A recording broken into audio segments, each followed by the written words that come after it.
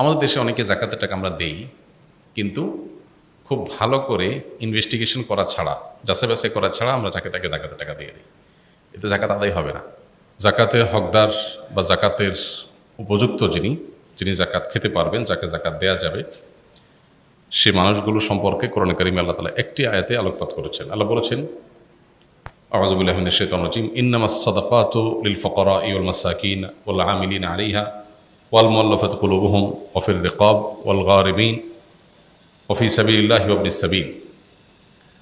এখানে ৮টা শ্রেণী মানুষের কথা বলা হয়েছে যারা জাকাতের হকদার বা যারা জাকাত পাবে। সে ৮ শ্রেণীর ভিতরে প্রথম শ্রেণী হলেন যারা ফকির। ফকির বলতে যারা অভাবী, তাদের যে উপার্জন হয় সে উপার্জন দিয়ে তাদের দিন বা মাস চলে না, কষ্ট হয়, দেনা হয়ে যায়, টেনে টেনে চলতে হয়। অর্থাৎ তাদের যেটা আছে সেটা দিয়ে তাদের একান্ত বেঁচে থাকার যে নিড প্রয়োজনীয় সেগুলো পূরণ করতে তাদের কষ্ট হয়। এরকম মানুষকে জাকাত দেওয়া যাবে। আরেকটা হলো যে আল মাসাকিন, দ্বিতীয় শ্রেণী হলেন যারা কিছুই নেই, একেবারে নিঃস্ব, তাকে তো জাকাত দেওয়াই যাবে।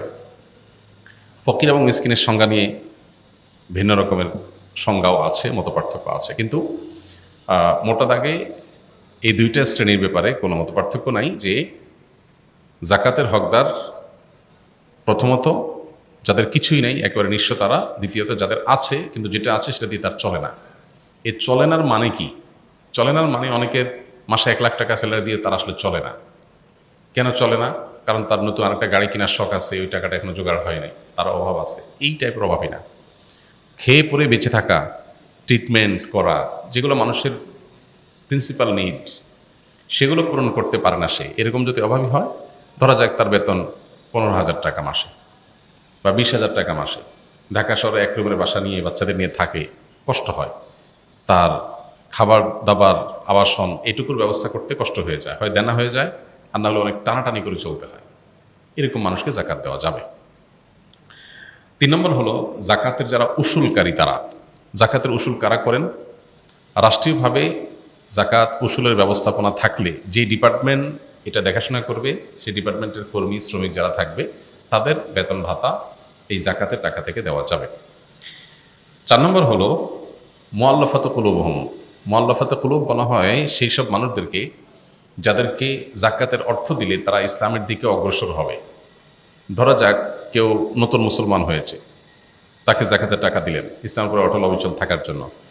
অথবা এমন কোনো জনপদ, আমাদের দেশের সেরকম পরিস্থিতি নেই, এমন কোনো জনপদ যেখানে আসলে অমুসলিম কেউ যে ইসলামের দিকে ঝুঁকছে, আসছে, মনে হচ্ছে যে তাকে আমি হেল্প করলে সে ইসলামের দিকে আসতে পারে, সে অসহায়, আমি হেল্প করলাম, অথবা তার ক্ষতি থেকে বাঁচার জন্য তাকে আপনি টাকা দিলেন। অবশ্য এই খাতটা অনেক ইমামদের মধ্যে রহিত হয়ে গেছে।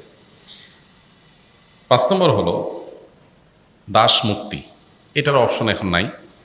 দাসীরা, তাদেরকে মুক্ত করার জন্য জাকাতের অর্থ ব্যয় করা যাবে। আপনি ইসলামের বিধিবিধানগুলো দেখেন, কোরআন আয়াতগুলো দেখেন, দেখবেন মানুষকে দাসত্ব থেকে মুক্ত করার জন্য ইসলাম বহু আয়োজন রেখেছে। আপনি কোনো একটা ভুল করেছেন, অন্যায় করেছেন, এটার ক্ষতিপূরণ কাফারা দাস মুক্তি।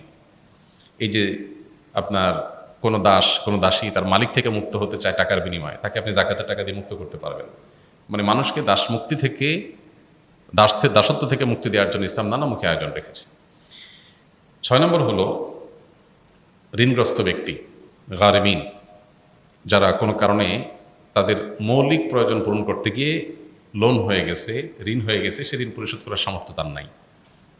গরিব মানুষ, ট্রিটমেন্ট করতে করতে অনেক টাকা দেনা হয়ে গেছে, তাকে জাকাতের টাকা দিতে পারবেন। অথবা তার মৌলিক প্রয়োজন পূরণ করতে গিয়ে দেনা হয়ে গেছে। কেউ ব্যবসা সম্প্রসারণ করতে গিয়ে দেনা হয়ে গেছেন, তাকে জাকাত দেওয়া যাবে না। তার এই ঋণটা বাণিজ্যিক, কমার্শিয়াল লোন, এটা তার প্রিন্সিপাল নিড পূরণের জন্য লোন না।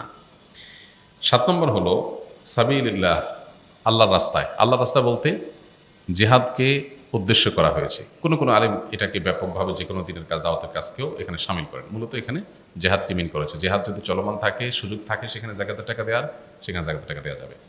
সর্বশেষ খাত হলো ইবনুস সাবিল বা পথিক, মুসাফির, যিনি সফরে আছেন কিন্তু তার সফরে কোনো প্রয়োজন হয়েছে, তখন তিনি তার মূল জায়গাতে অনেক টাকা পয়সা আছে, তিনি জাকাতের হকদার না, সচ্ছল মানুষ, কিন্তু এই মুহূর্তে তিনি ট্রাভেলে আছেন, এদিকে তার নিড হয়েছে, তো যতটুকু নিড আছে ততটুকু তিনি জাকাতের টাকা থেকে নিতে পারবেন যদি তার সাথে টাকা পয়সা না থাকে। এখন আজকালকার যুগে আমরা যারা ট্রাভেলে থাকি, আমাদের সবার সাথে visa card, master card, ATM card থাকে, আমরা দিলেই টাকা বাইর হয়। তো আহ, এরকম যদি হয় যে আমার আসলে নিড পূরণ করার ব্যবস্থা আছে, তাহলে আবার আমি মুসাফির মানুষ জাকাত খাওয়া শুরু করে দিলাম, এটা করা যাবে না। এটা হলো তখন যদি আপনি সফরে থাকেন, বিপদে পড়ছেন, নাই আপনার কাছে এই মুহূর্তে সম্পদ সম্পদ দূরে আছে, তাহলে যতটুকু নিড আছে ততটুকু আপনি নিতে পারবেন। এ হলো মোটামুটি জাকাতের খাতগুলো। এর মধ্যে অন্যতম প্রধান বা মূল হলো গরিব অভাবী মানুষ, যাদের আসলে একেবারে মৌলিক প্রয়োজনগুলো পূরণ করার সামর্থ্য নেই। আমাদের দেশে অনেকে জাকাতের টাকা আমরা দেই, কিন্তু খুব ভালো করে ইনভেস্টিগেশন করা ছাড়া, যাচাই বাছাই করা ছাড়া আমরা জাকাতের টাকা দিয়ে দিই। এতে জাকাত আদায় হবে না। আপনি এমন কোনো মানুষকে জাকাতের টাকা দিলেন, তার আসলে ৮০-৮৫ হাজার টাকা বা ১ লাখ টাকা তার ব্যাংক ব্যালেন্স আছে, লোন মুক্ত, কোনো লোন নাই, বা লোন যেগুলো আছে সেগুলো বাদে লাখখানিক টাকার মতো টিকে, বা ৮৫,০০০ থেকে লাখের রেঞ্জের মধ্যে, মানে যেটা দিয়ে 52.৫ তলা রূপা কেনা যায়, এরকম টাকা আছে। তাকে আপনি জাকাতের টাকা দিতে পারবেন না। সে ইটসেলফ জাকাত দিবে, বরং জাকাত দেওয়ার জন্য তিনি বরং উপযুক্ত। তো তিনি জাকাত দিবেন, তিনি জাকাত খেতে পারবেন না। আবার অনেকে আছেন যে তার যা আর্ন হয় সে আর্ন দিয়ে তার মাসটা ভালোভাবে চলে যায়। হ্যাঁ, অনেক কিছু করা দরকার, সেটা করতে পারতেছে না, অনেক শখ আছে, স্বপ্ন আছে, একটু ওয়াইফকে নিয়ে একটু বিদেশে ট্রাভেল করতে যাবেন, এটা একটা নিড কারো থাকতে পারে। তো এটার জন্য আপনি জাকাতের টাকা দিতে পারবেন না। কারোর হয়তো সবই ঠিকঠাক মতো চলতেছে, কোনো অসুবিধা নেই, ছেলেটা বিদেশে পড়ালেখা করতে যাবে উচ্চশিক্ষার জন্য, এটা কোনো প্রিন্সিপাল নিডের মধ্যে পড়ে না, আপনি এর জন্য জাকাতের টাকা দিতে পারবেন না। তো খুঁজে খুঁজে প্রকৃত হকদারদেরকে জাকাতের টাকা দিতে হবে। অনেক গরিব মানুষ আছে যাদেরকে আমরা বাহ্যিক দৃষ্টিকোণ থেকে গরিব মনে করি, আসলে তারা গরিব না। যেমন ঢাকা শহরে বহু ভিখারি আছে, এদেরকে যারা ভিক্ষা দেয় ওদের চাইতে ওই ফকির বেশি বড়। আছে না এরকম, যে ভিক্ষা যে দিচ্ছে সে বড় অভাবী ওই গরিব ফকিরের চাইতে, কারণ ফকিরের হয়তো ঢাকায় 1-2টা ফ্ল্যাটও আছে, আর যে দিচ্ছে বেচারা হয়তো 10,000 টাকা বেতন। তো এই জন্য আজকালকার যুগে এগুলো খুব জটিল। আমরা আসন্ন ফাউন্ডেশন থেকে সেজন্য জাকাত বন্টনের ক্ষেত্রে প্রত্যেক হকদারকে একটা ফরমের মাধ্যমে তার সমস্ত ইনফরমেশনগুলো আমরা নিই, তার স্থাবর অস্থাবর সম্পদ, উপার্জন, খরচ সব। এরপরে প্রত্যেকটা কেস এই ফরমের তথ্যগুলো আবার একজন করে ফিল্ড ভিজিটর যে একটা একটা করে তথ্য মিলান। ইভেন সেখানে জিজ্ঞেস করা হয় তার বাসায় ফ্রিজ আছে কিনা, এসি আছে কিনা, টেলিভিশন আছে কিনা, কি আছে না আছে সব অ্যাসেসমেন্ট করা হয়।